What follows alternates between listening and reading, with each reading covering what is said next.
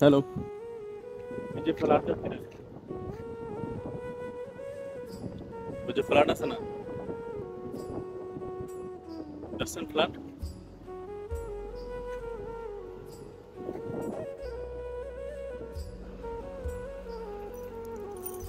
এটা হলো সৌদির নয়া দান্দা। সাইড করে এখানো জায়গা কিনবো, জায়গা কিনে ওলা বিল্ডিং বানাইবো।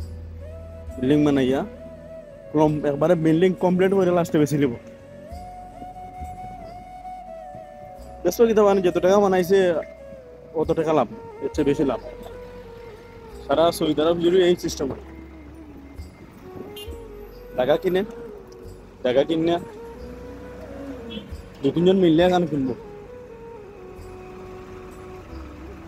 ও দু তিনজনের টাকা দিয়ে আবার ওটা কমপ্লিট করো, কমপ্লিট হয়ে দিয়া আবার বেশিলা বড় বড় শরিকার গেছে বেশিলা, বা বড় বড় শরিকারে দিলে বাড়া 1 বছর লাগে বাড়া দিলাইলে 1 বছর লাগে নেয় না, নিচে 10 বছর